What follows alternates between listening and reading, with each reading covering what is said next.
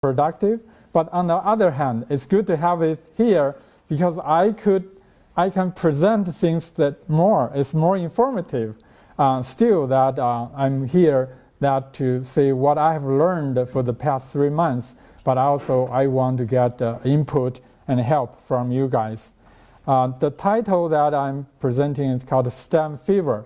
Is STEM education good for all? I will let you know why I want to have such a title. And then the outline of my presentation will be that I'll introduce a bit of who am I, still relate to what I'm presenting today and the issues, puzzles I might have, and why I'm here for this time. And I was on the faculty at the College of Education.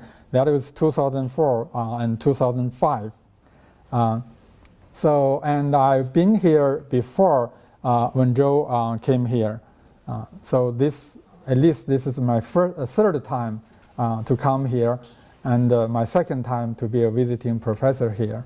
And I hope that I can have more connections, more collaborations with you guys, and I will report what I have done. Still, I have puzzles. I need help. Primarily that when I'm investigating the STEM education, I would like to see the alignment when the policy has been made and how that policy and implementation come together. And what are the strategies to cope with those issues, challenges. And when I'm speaking, anytime if you don't understand, just put up your hands and I can answer your questions. So who am I? Very quick. I'm from Shanxi Normal University in Xi'an, and I also have a service position that as a president-elect of ICASE, which is International Council of Associations in Science Education. And I want to tell, because my advisors here and some of the former friends, colleagues, and my publications in Chinese and English has been cited a while. And then I'm here for these last 3 months. And look at the Chinese if you can, because I want to give this great institute the appropriate Chinese name, and so that you can have your appearance in China. And I know on the 21st, the Chinese delegation from Beijing Normal will be here, okay? And I've been on email for the past at least 3 weeks since last weekend to talk about how to translate Joe's name in Chinese, and what is the family origin, and how to make it more appropriate. From tailor to border person. I don't understand that. I'm either a sower or dig the ground. Yeah. And no matter how that the people's choice would be, but it's better informed because there is a group of people working on that, and Legita and my student from Russia. So he also knows Chinese well. So, okay, we are working hard. And these are some of the things you can see. If China, the map, like a rooster, and the Shanxi province is like at the heart of the rooster. And Xi'an is where people discovered the terracotta warrior and horses. It is definitely an international city. Welcome to Xi'an. And I do have invitation from other places and to give talks, sometimes remotely for other country, teacher education, that events, etc. And we welcome international students to join us. And these are some of my international students. And we are recruiting. The most important thing that I want to share is there is a government agreement between the US and China, and students want to get a bachelor degree, master degree, or doctor degree, and even postdoc. But it's a developing country. Salary is not so good. And if you're interested in the culture and you want to learn Chinese, etc., you can tell your friends and your family as well. And for the citation that I just quickly go through that like this is how many years? 10 years English publication that by a study that says for author centrality, there is a ranking there. And this came out last January, and for I think it's 12 years the work, and for education researcher in regard to mainly I think download a citation and the top 50, and here's me, the third. And more interestingly, that you can see the 7th is my former master student, and the 13th is my master student. So what I'm saying is this is just one of the rankings, just something to talk about. We work hard, and this is the organization, and I'm still in close collaboration with the current president and the immediate past president. And why I'm here this time. In 2000, I think, it's a framework for K-12 science education was released. Where I am at that time, I finished my doctorate degree in 2003, and I did my postdoc work in Pittsburgh for a year, and then MSU for about a year. And so at that time, I'm in Singapore. And so a framework, and then there is the NGSS 2013. So these are the initiative or the moves that people around the world are paying attention to. And in Singapore, I brought a lot of the things I learned when I did my postdoc or did my dissertation work. So this definitely that is of interest of mine because it affected my writing, research, and practice. I used those experiences to teach the future teachers, to work with Singapore teachers, Chinese teachers, etc., and to bring innovations to schools. And this has been quite some years. So I want to find out how the STEM education policies have been implemented in the US. And when I see this, where did the STEM policy came into play?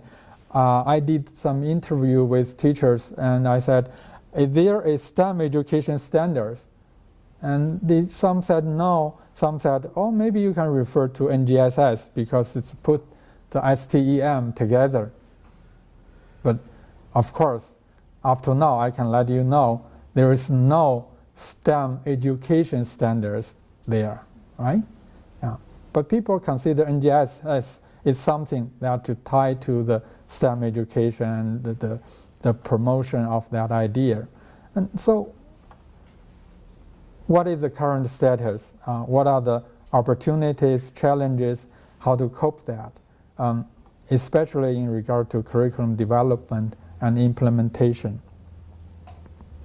The STEM idea that I'm interested in, my colleagues interested in that, but I want to let you know this actually isn't a really brand new idea because for all the educators in science or in math or engineering technology, people know you cannot just have a closed box to teach your subject. So the connections that more or less people have known, and that probably is why that the Chinese colleagues, or I've been to Japan, Thailand, Turkey, and just in last year, people all that have big interest in that. And also this is tied to people's job, people's life, quality of life closely. We have this, for some Chinese colleagues, you might know this. And in English, it's like a degree in mathematics, science, and technology opens many doors.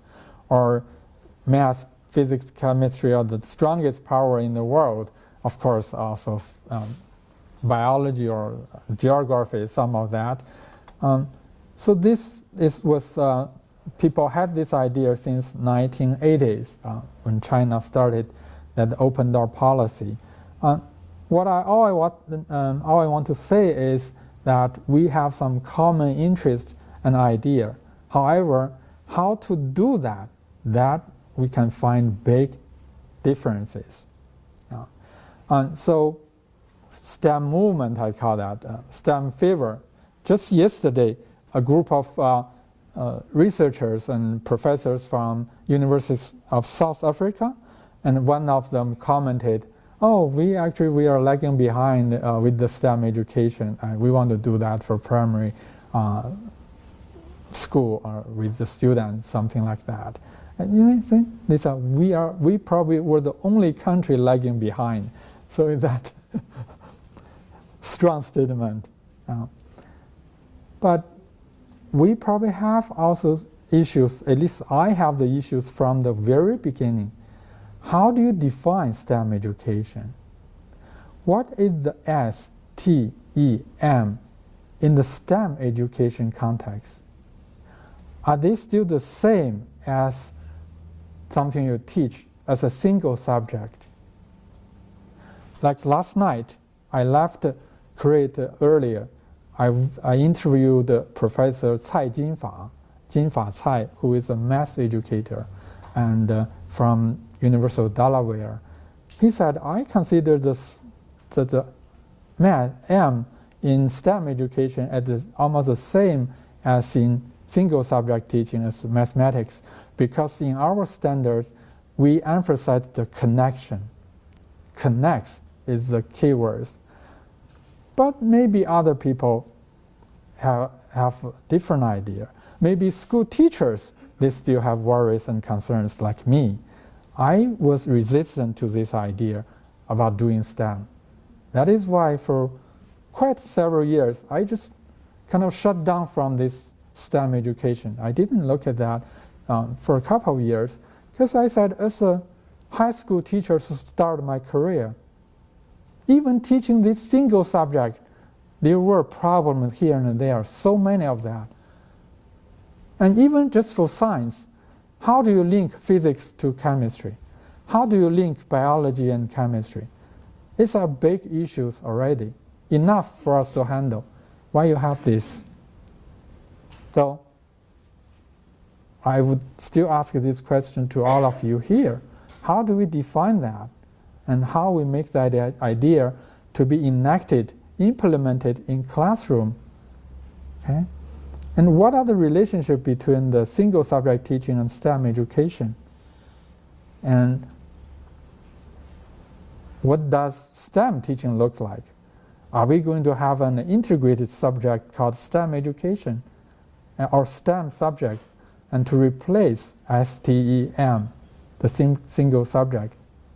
And this is a bold idea, and people would think that this question is just not a good question.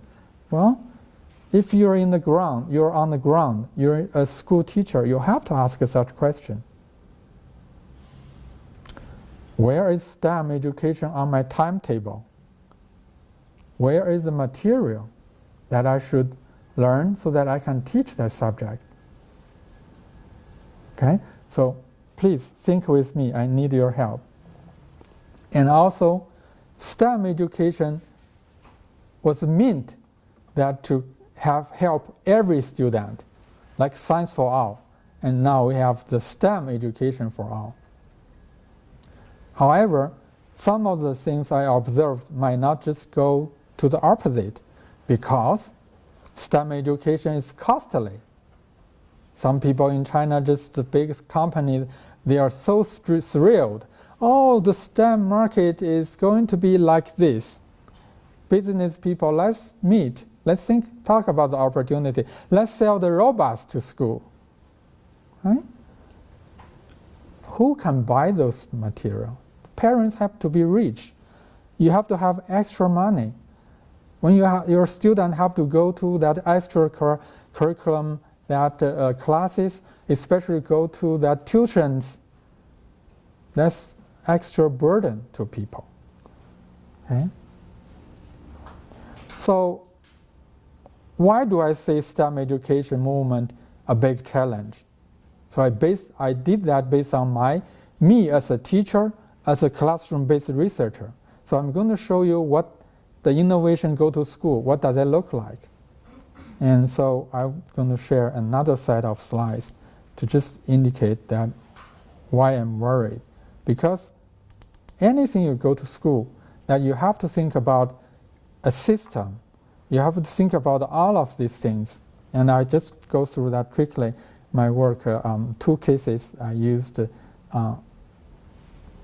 Right. So this is my assumption or my argument. STEM education should be realized by system change. And I have 2 cases. One is on developing a self-regulated learning in Singapore schools, which in a primary school. So you have to have the goal, what kind of person you want to educate, and then at what context. And you have to define all your keywords. Again, I said STEM education now. I even have problem with the definition. Okay? And then what the concept that, how that apply that to the context, to whatever, with whom. And then you have to have pilot, and you do that kind of project and research project, just test out the device, the technology, the curriculum, and to prepare teachers. And then you have overall design consideration. And the curriculum, you have to have the curriculum, because usually teacher tends to teach to the curriculum. Okay? And you have to prepare them. So the way I prepared them was developing the curriculum material with them. But it's very costly. For the 6 years in Singapore, that the project I worked with accumulated with funding of $2 million Singapore dollars. 2 million Singapore dollars. 1 million out of my project, 4 of them. And another one, I was the co-PI on this mobile learning project. And this is a mobile learning project. And you have to say, what are the curriculum module, and you have to work together, consider all these things. Curriculum, technology, teacher preparation, and implementation, and assessment. And this is the system. Okay? So, and you have to be accountable for the results. Okay? Student work. We want that to be that thing. I want students to have their performance-based assessment. Okay? And all these things that this is on the device, on the, and then with certain goals like developing self-regulated learning, then how do you do that? You need to have the framework, have the tool, have the assessment, and this is log file. So this is a system. It's a big team to work this like a barrel. You have to have, this is the big team to work out this one. And different people have different roles, just like the crate, and just like the high sea. And when Barry Fishman went to that Singapore, he said, Bao Hui, you cannot do all of this single-handed by yourself, that you're not the high sea. I remember that, and I know that. But when you're in the classroom, you have no choice. That's just simple truth. Okay? So this is some of the publications and things like that. And then if I have the modeling that we have modeled, I use modeled in Singapore, and then some other software modeling that to support inquiry-based science learning, how that you have the curriculum material to develop, okay? And you have to connect to the different stakeholders.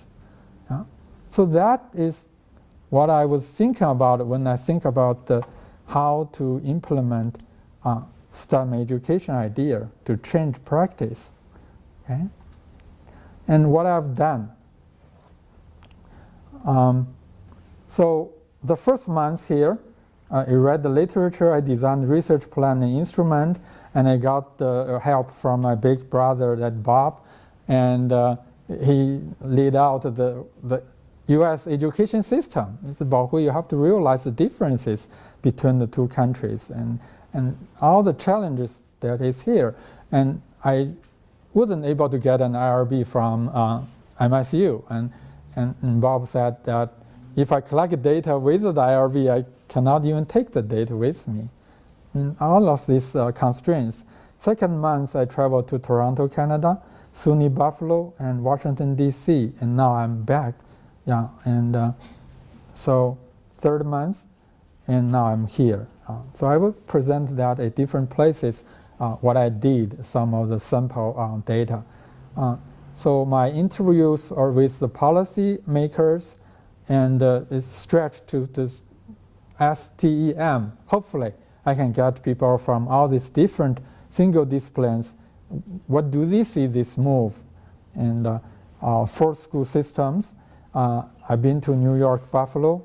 Now I'm in Michigan, and I have a collaborator in Texas, and hopefully also California.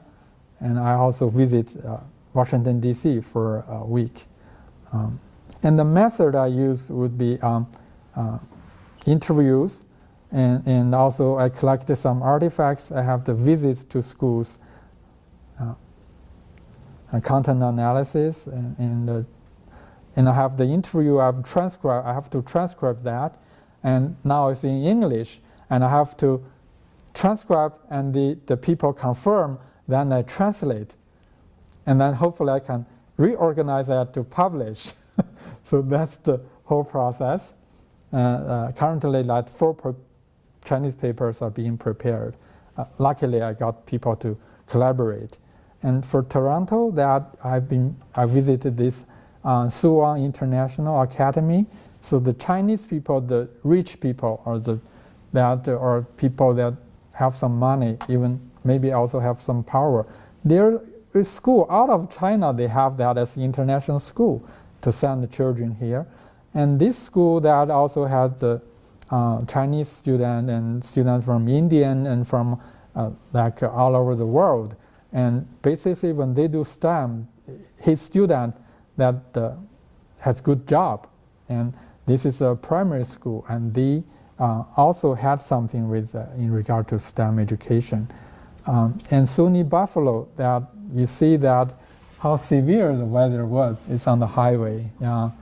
I said I took a danger. It's dangerous. Yeah. So when you see the data, it's not easy. And this is Niagara Falls High School, and the gentleman here, he's a assistant principal, and he was very nice to allow me to record that the 2 STEM labs. And he said, you can use that for teaching purposes. So I really appreciate that. And this is Professor Xiufeng Liu, who also is a close collaborator to Joe. And this is another school, Bennett High School, and also a primary school. I interviewed some professors and some teachers. In Michigan, actually, I started from the very beginning because it did your group. Yeah, I just put it at the order. Since I'm here now, I still continue. But I appreciate all the colleagues here that for open your door, let me in, and for us to discuss some important issues. I think it's only by such exchanges that we would understand each other, we make friends, and more importantly, that we address the issues that are global. I talked to Namsu the other day, and she said South Korea is having heavier pollution, and she said part of that was because of China. Well, I was sad about that, but if it's a fact, then let's see how we treat that problem collaboratively. Okay, I'm still trying to reach people, to interview people. That if you are reached, or if you want to help me, please, because all these things that are a question for me, and this is that East Lansing. This is MSU. This is the state of Michigan, right? It's just 1 block away from us. Big thing. And then this is a CREATE project, and thank Angie for giving me a ride, and I talked to the teachers, and this is what I collected the data from state of Michigan, the M middle school. Okay, you see, this is around 7. The sun just rises, so it's early. Yeah, and I have this, and this is the student work. And let me see where do you see as the STEM? Do you see that this cooking class is STEM education?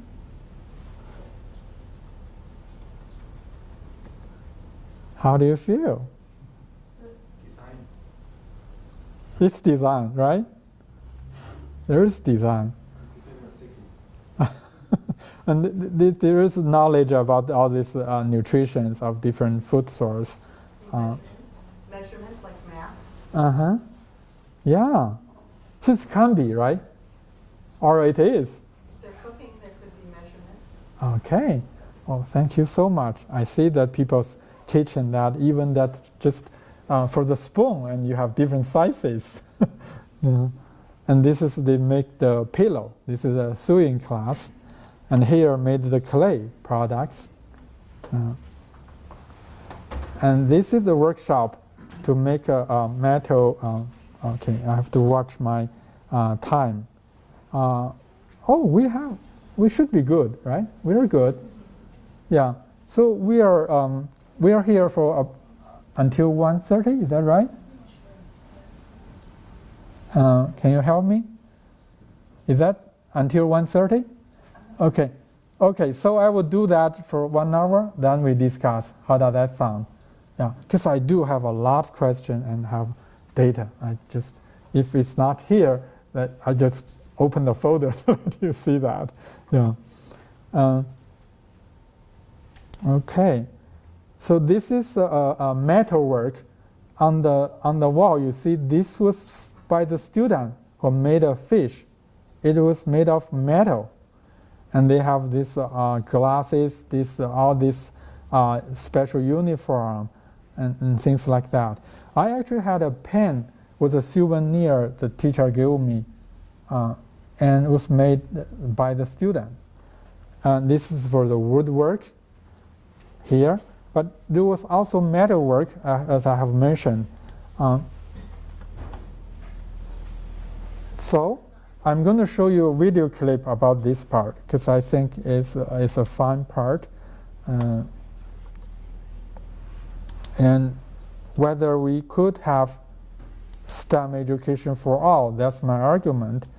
And also these results would help me, probably that see something about this part. So let's see. It's in Michigan, and this today. Okay, this gentleman, that Tom, let's see what he says. Let me see the.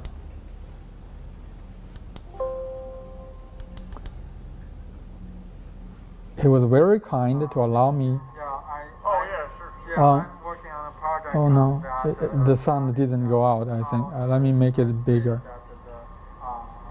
The STEM education. Sure, and I can say, I mean, this is probably one of the, we're pretty rare. Is that okay? Around these parts to have this, all of this. A lot of schools, what happened was, budget cuts, things like that. Yeah. A lot of folks, my colleagues were reaching retirement age. So they kind of aged out of the system, and no one really was there to replace them. So a lot of schools got rid of these type of programs. They turned them into other things, utilized the space in different ways. And now that STEM they're realizing that we need a labor force, we need blue collar and white collar workers that are skilled labor, for welding, for woodwork, for different types of trades. Now they're starting to bring these kind of programs back, and they're trying to figure out, we just got rid of this nice, beautiful shop, but how can we kind of fill that void? The void is being filled with like robotics programs with different. Okay, so now it's a big contrast. When I talk to people in China, that people were so thrilled about all this robotic computation and things, but that's wrong. China, that people used to say we have 70% of farmers. Although that people have moved to small towns and they leave their farm place, still we have a lot of people living in the countryside. You cannot always think about the robot, make it fancy. You have to say that how they make a living, how to produce the food that is safer, don't have too much chemicals, the pesticide or something, that fertilizer, things like that, how to protect the environment.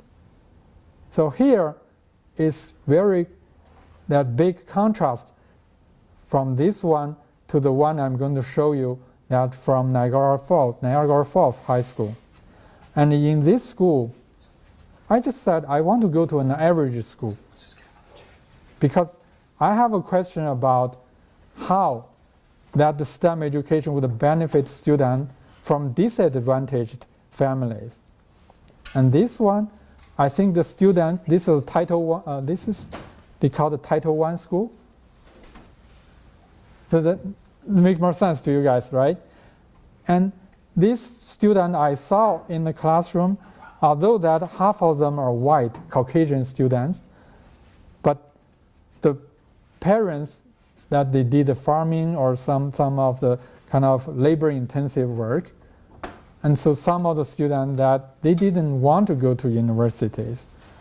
But by being here, like some of the students that the teacher commented, the student wasn't always thrilled that in the class when you're demonstrating, when you're just telling them the concepts, but they are quite serious when they come here.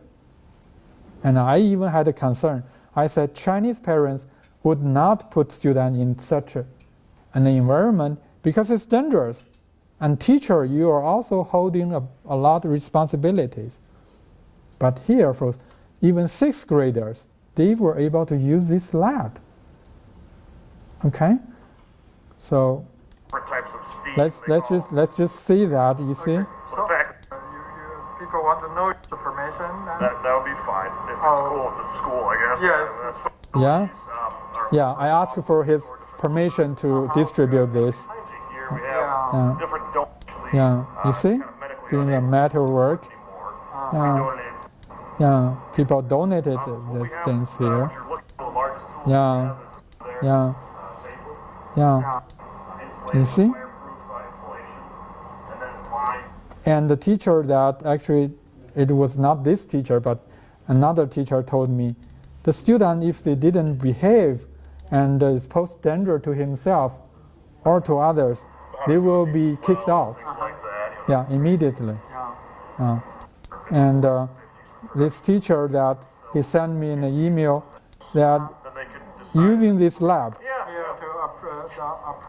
injuries or, you know. he has 9 courses offered What is the agreement to the school. that the school? This is grade 6 to 9.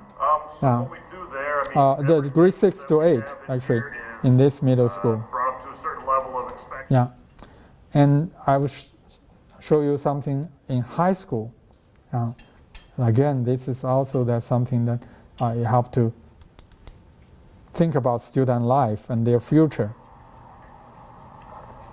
Hi, I'm Ed Maynard. I'm a STEM integrated coach here in Niagara Falls High School, technology integrator in the elementary schools, and we're going to give you a little tour today on our STEM program at Niagara Falls High School. Okay. This classroom here is called our Innovations Classroom. This is more very heavy-duty plastic, so mostly with them too after the project was done. We'll do is that thing will cut through 3/4 inch wall, and so they had Talk about This one is more advanced, that for engineering, and this AP course was taught collectively by, collaboratively by 4 teachers, STEM together. Okay, and this gentleman that he's so enthusiastic because he built the 2 STEM lab from scratch. He has very positive view about this program and this course. On the other hand, when I interviewed another teacher who has a doctorate degree, she commented there were also struggles because the 4 teachers not necessarily all had the buy-ins, and it's not very that coherently integration. The 4 teachers may not have to meet all the time, and they just care about their own thing. So it was not that consistent. Those are the challenges. This is another one. Hi, I'm Ed Maynard. I'm a proposal and Yeah, plan this is a biology lab space. skills Yeah, to using the micropipe. yeah. You see? And students could go to Harvard, and the STEM AP course was even more popular than that some of the other traditional AP courses. So these are all very good things.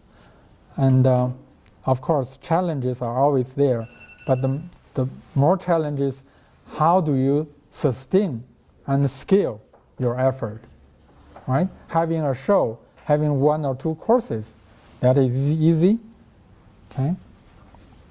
So let me go back and continue this.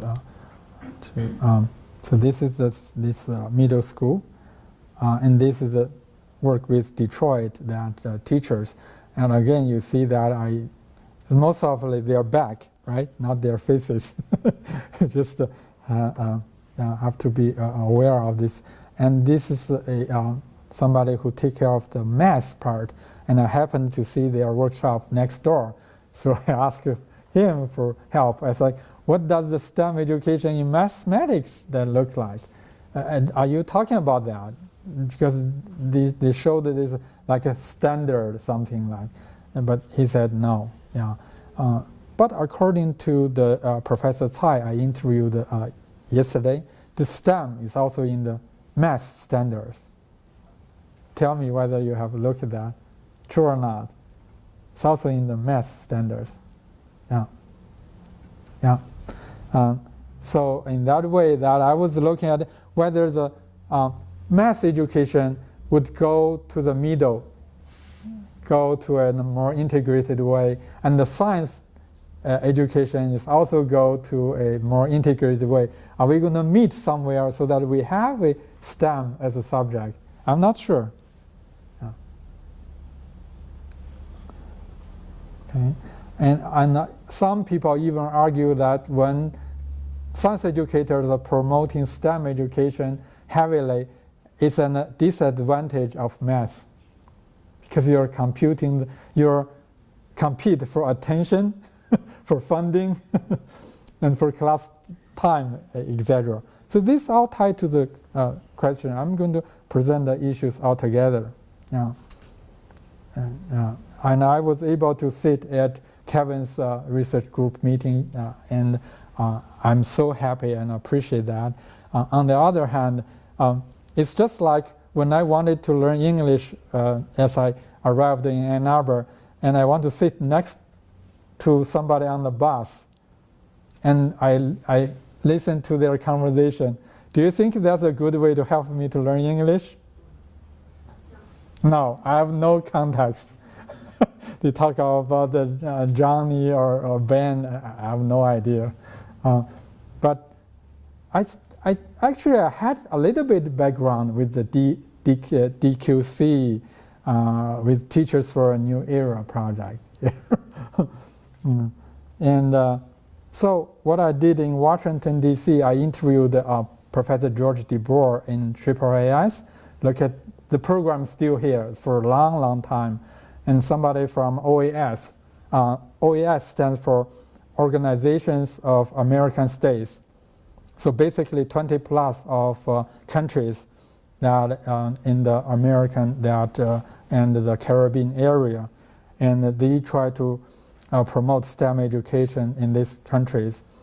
And they came to me because I have this ICASE organization. She wants to collaborate with us. And also P21, are you aware of this? The 21st century knowledge and skill, the framework. And so I followed them because I was here when was that? 2015? And I visited their office. And Mr. Michael Cohen, a lot of the faculty members might know him. He's the person who took charge of the development of NGSS at Archive, and also some friends we met, but I also asked them for help. Yeah. And this is one of the photos on a bus. And you see, for STEM education, free program, and this is a black girl here. So it does mean something, the equity issue, and care about their future job and life, right? Yeah. And the opportunities are here that some states have adopted the NGSS, some are aligned, and some are preparing. Yeah. Challenges. So see how we can work on that. I start from teacher preparation because I know human beings, people, are the most important factor. So who are the stakeholders for STEM education?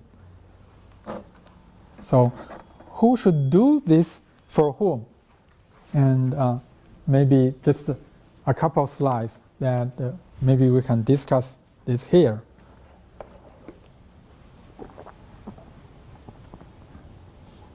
So how can teachers become more involved and responsible for STEM education?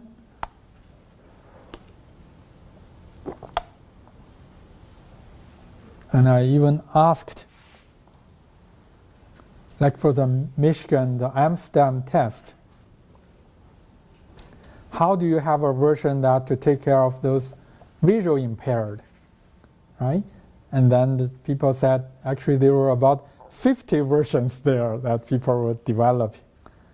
See how complicated that would be, right? And how about the teacher education program here? How about teachers learning on the job? So how about the College of Education here? Can anybody help me? How are we preparing teachers?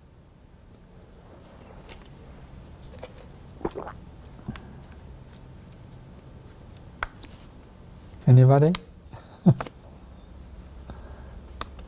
Easy? Are you around? Please help me. About the teacher. How? I can't speak for the college. I know how what we do as part of our projects. So, looking at this, for me, it's going to be learning on the job kind of Mm-hmm. thing. So basically, we work with established teachers Mm-hmm. and just help them extra prepared by professional development and focusing on specific issues that we think are crucial for Mm-hmm. correct implementation of STEM units. Yeah. That is, we don't deal with pre-service teachers or teachers who have not been certified. Um, Take them after. Do you have like a close that investigation about what is a teacher's day look like when they were involved in the STEM project? So yes, we have tools to make sure that fidelity of implementation. So when we observe teachers in classrooms, Yeah. we actually take notes and, Mm. and observe their performance, but Yeah. through the lens of which Yeah. is specific for us. Yeah. Meaning for us, for our specific project, which is project-based learning, Yeah. we have specific lens that Yeah. we want them to do and manifest things with Yeah. their students, and that's how we not measure, but that's how we observe them, and then we take notes and then we either talk to the teacher after, this gets incorporated into future PD Yeah. sessions. Yeah. That's our. Yeah. I admire you because I have similar situation that I didn't have much time to publish, to write papers, which can earn me big money. If I publish one SSCI paper, I can get the bonus like 20,000 RMB, just one paper if I'm the first author. I didn't have time to do that in Singapore or in China. So developing the curriculum, training my research associates, or design the research, etc. So, and when you get to the point that you get the data, you still need to analyze and publish. So all that. So I can see that how challenged you are.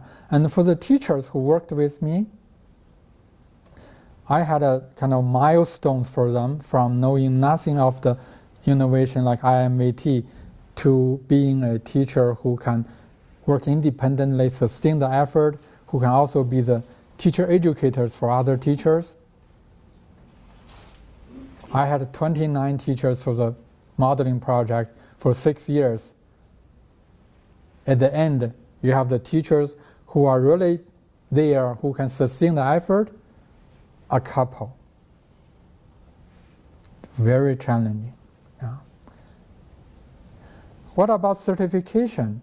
I heard that some teachers, they can be certified for teaching all subjects in science, like chemistry, biology, physics. You can be certified to teach this in high school level. But have you heard about somebody who is certified in STEM teaching, either in the state of Michigan or elsewhere? Are there such programs? No STEM certificate. Right? Yeah. So probably that we are not going to equally, you have a table, and when you have any unit, you have this, okay, unit 1, X, and objectives S, T, E, and M, and then you distributed their effort, that is 1/4 of that. It's not this case. So maybe it's just three, like a STE together or TEM together, something like that. And who teach that? Science teacher in his science class, or math teacher in her math lessons?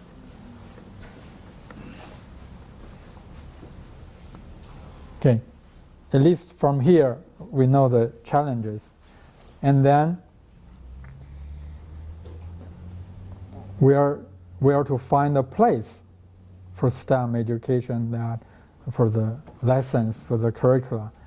In China right now is all school-based curricula. The schools, for example, in primary schools has 20% of time, and they can decide what they teach there. We call it school-based 校本课程. So that's how it works in China. And if you want more, some after-school program, and you go to tuition. So what is the situation here? Do we have like what do I say? Just fit naturally to the schedule, something like that.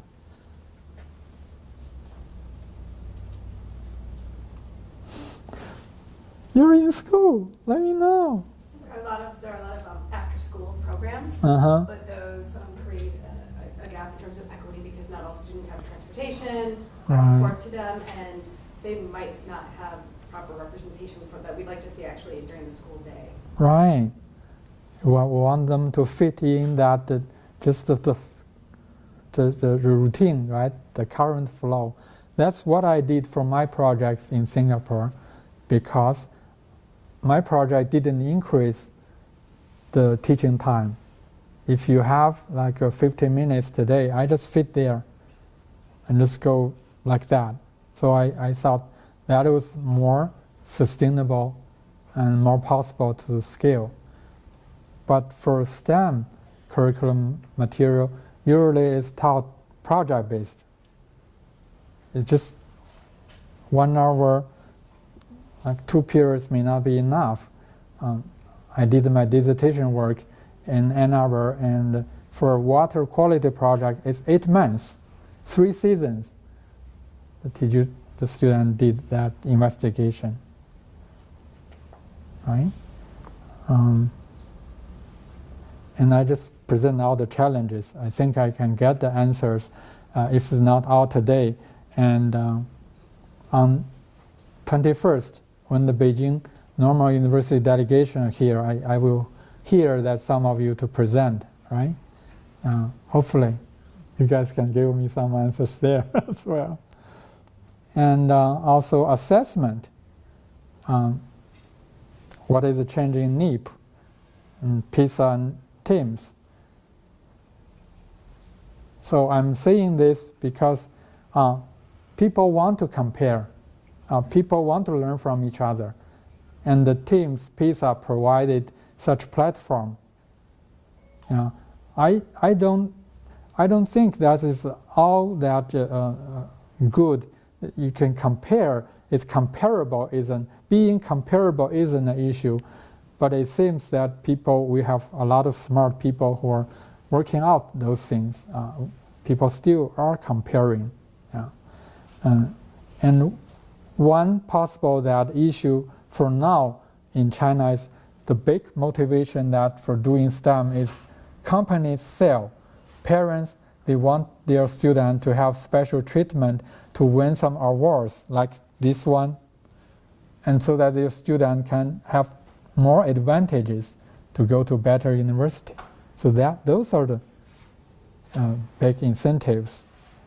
And the challenge, and how can an international collaboration help gauge the direction of STEM education in each country, like the equity issue, like the common the problem we all care about, global warming, pollution, and some other social economical issues. And so those are all here. Probably you have more challenges, but for now I'm open to the floor and I'm open to comments and questions. And we're good, 55% of, okay, 55 minutes, sorry. Oh, okay, Mr. Li, thank you. There is a national program for teachers' professional development in China, 国培计划. Does this program include STEM education contents in it? Yeah, well, thank you for mentioning that. I was not heavily involved. I do have a video clip that was in their system. I don't know, but I just want to thank Professor Li for mentioning this. In China, there is a national level teacher professional development plan. Heavy money was put there, and there were websites, and the teacher could have mixed method that for being engaged in that program. I think this could be on the agenda because the primary science education standard now has STEM in it, but I don't know the detail yet. I designed this study as an international comparative study because with all these questions, I might go back also to talk to colleagues in China. Yeah, thank you. Yeah.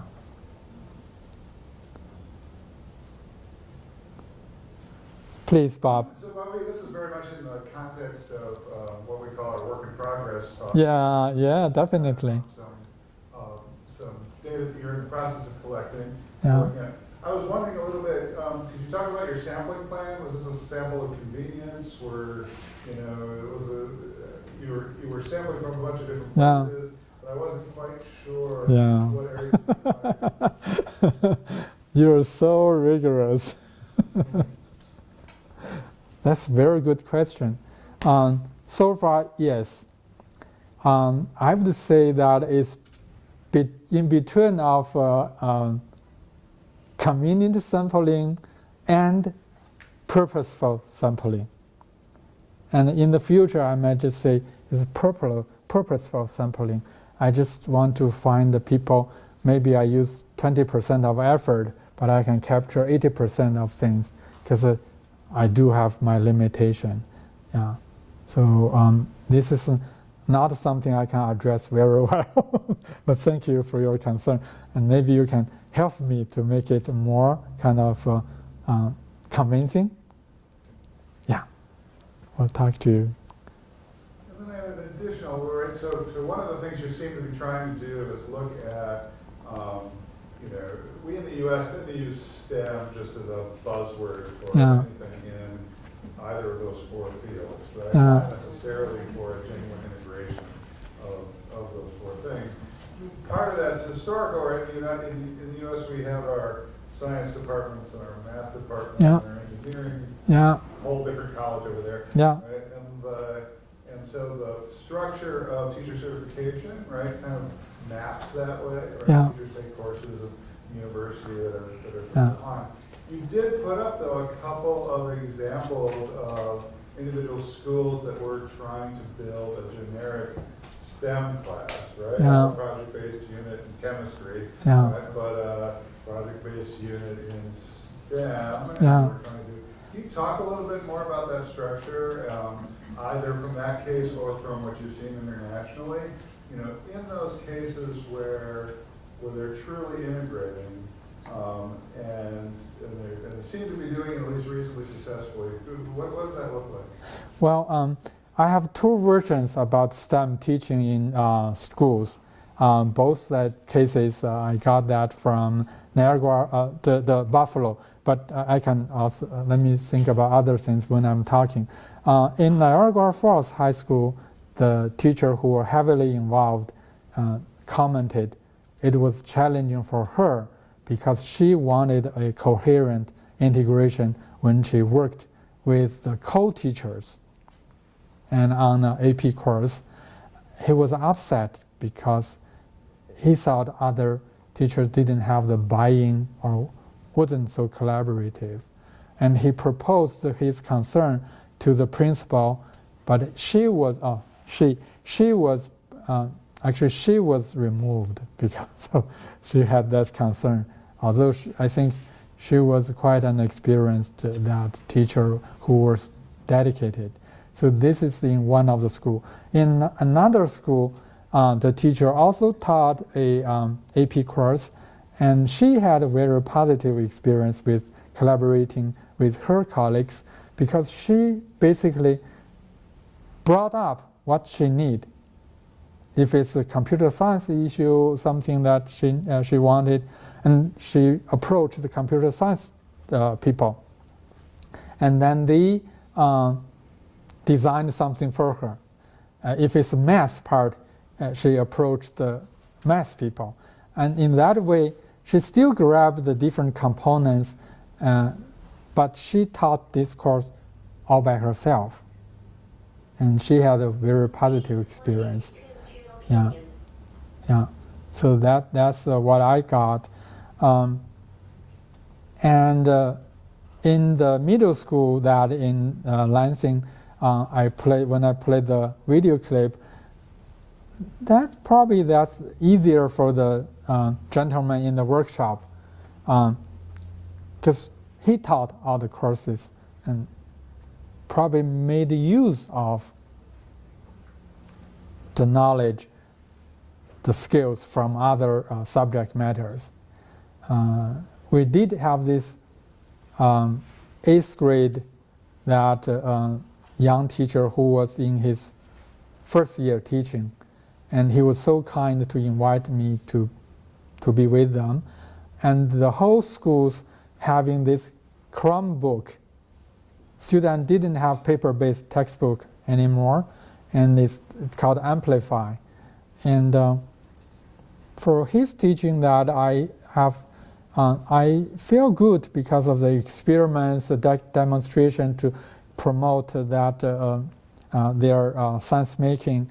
But I think my concern was the student in this last class was asked to this radio meter, and he asked the student to draw a paper-based model and to illustrate how the radio meter worked. And I think it's still STEM, some kind of STEM. But my concern is whether students were able to pull all the things together. Because they only have a piece of paper in front of them. The computer was there in the cabinet. They could have just pull up them to do search. They could have a group to collaborate. But his student didn't do that for the 8th graders. So I'm not sure whether that answers your question, but by one teacher who tried to teach in a way that is a STEM. And I did have this question, I asked a teacher or researcher, I said, do you consider yourself as a science teacher or STEM teacher? Some teachers still said, I'm science teacher. I just want to involve other subject matters. So currently, probably no people have really, even when they are considered big in STEM education, people, at least for the science educators, they didn't acknowledge their STEM educators. They still say, I'm science educator, who kind of include STEM and other subjects. Yeah? Okay, please. I was wondering if you could say a little bit more about, so it's really interesting to think about the cross-country comparisons, but say a little bit more about how you think this compares to China, or whether or not that's even possible. Yeah, thank you for proposing that question. I was invited to Shenzhen and did the teacher training that for teachers who are supposed to do STEM, and I didn't think I was qualified. I was a high school chemistry teacher to start my career, and I'm now a professor in educational technology, where I think I have problem with both of them, and I feel less and less confident, and especially for STEM. On the other hand, I did that present something that how do you integrate technology in science teaching. So I guess there are some private companies, they open up that their classes, and even my student, that at least it is one I know that was in such a course to teach and collect money from students and parents. And also they were online and to look at some of the curriculum material from different countries, primarily the US. But I think our teacher preparation program may not be ready for this. And we have some elite school. The students are so good, you don't even need to teach, maybe they can excel. So this student, whatever you want to bring in, go with that. They are happy, they can manage.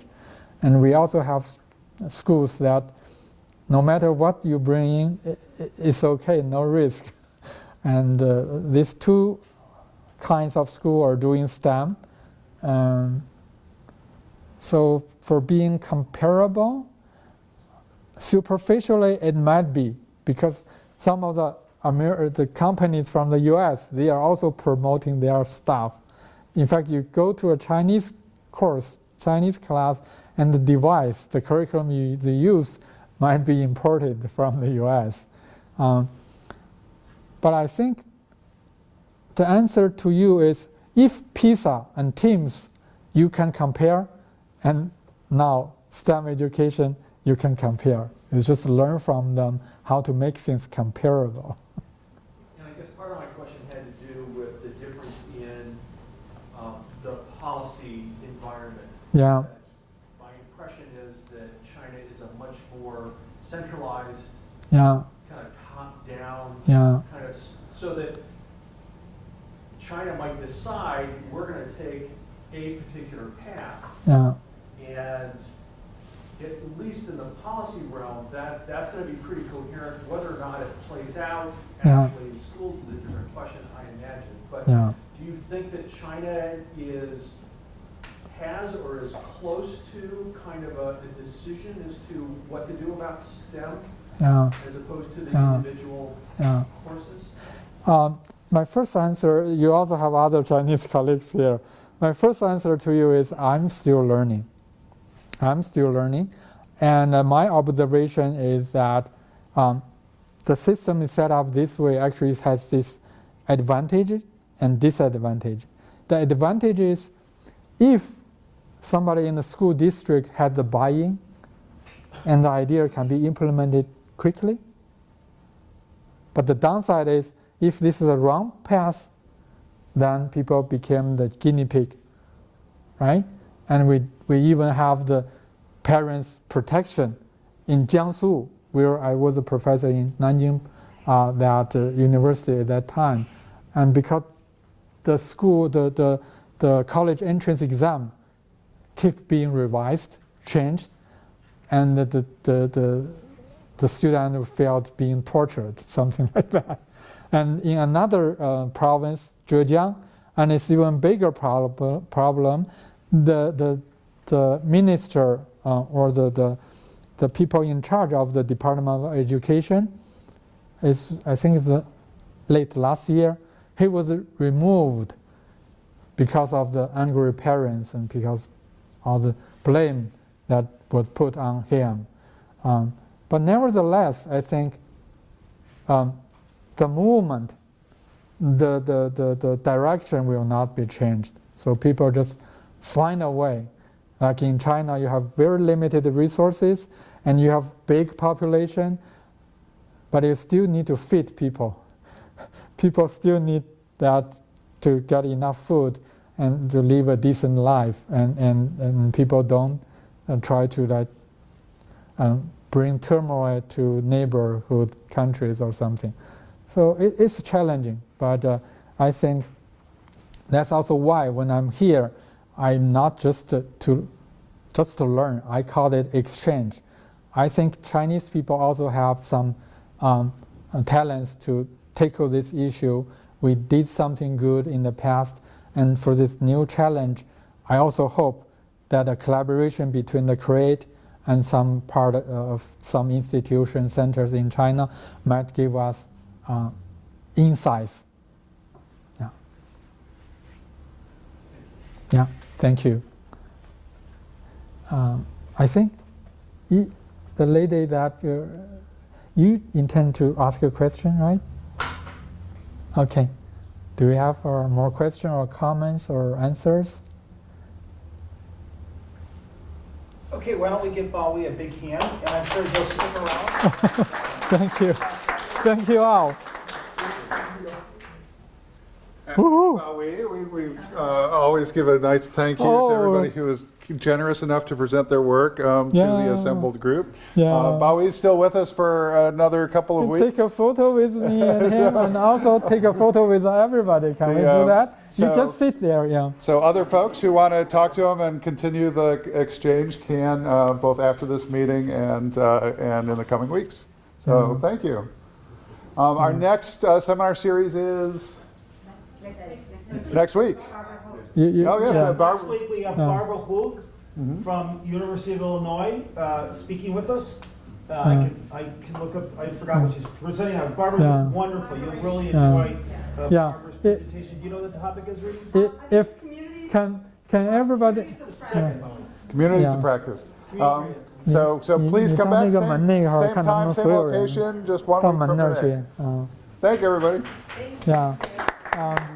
Maybe everybody look back and see whether He Peng can take a photo with all of us.